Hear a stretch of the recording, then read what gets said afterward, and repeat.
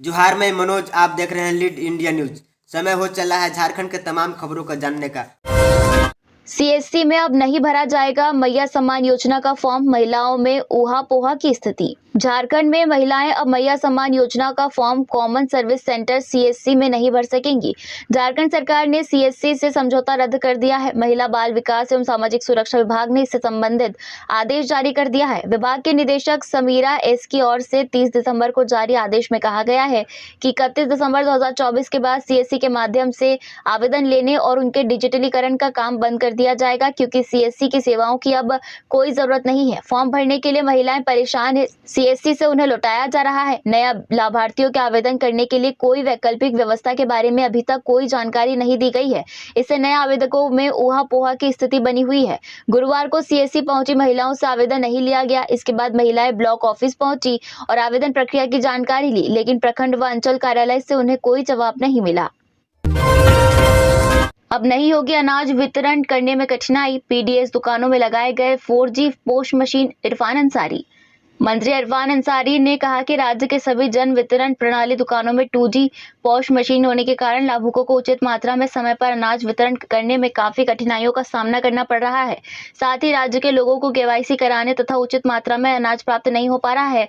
राज्य के ग्रामीणों को उनका अनाज समय से नहीं मिल पा रहा है। इस व्यवस्था को सुदृढ़ बनाने के लिए विभाग के द्वारा उचित कदम उठाए जा रहे हैं।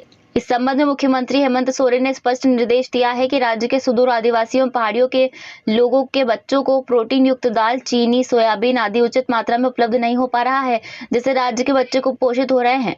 इस कुपोषण को दूर करने के लिए एवं राज्य के कमजोर बच्चों को प्रोटीन युक्त अनाज उपलब्ध कराने के लिए राज्य सरकार द्वारा भारत सरकार को प्रोटीन युक्त अनाज उपलब्ध कराने के लिए पत्र भेजा गया है।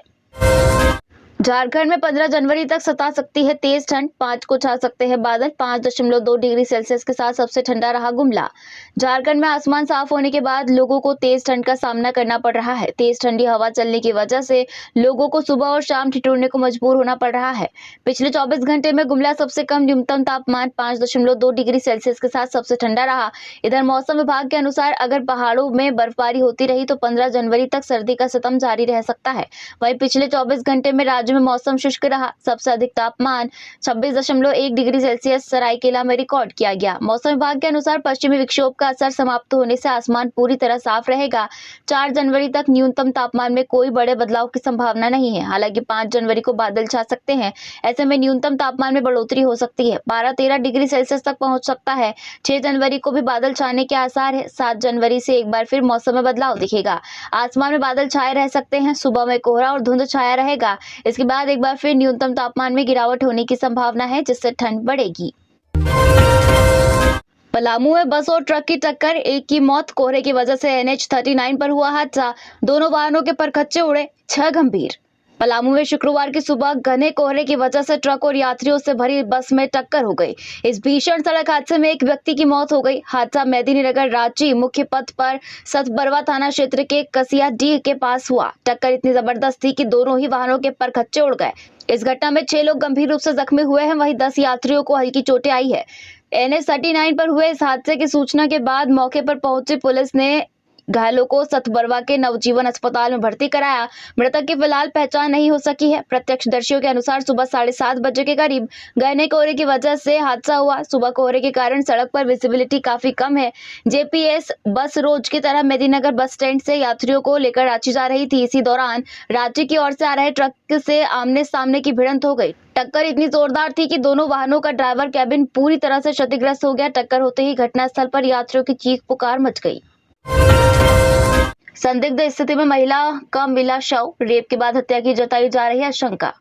धनबाद जिले के धनसार थाना क्षेत्र में गुरुवार सुबह एक महिला की संदिग्ध हालत में लाश मिली। बताया जा रहा है कि महिला का शव घर से कुछ दूरी पर ही पड़ा हुआ था। इसे देखकर आसपास के लोगों ने मृतका के परिजनों को घटना की जानकारी दी। सूचना मिलने के बाद पुलिस मौके पर पहुंची।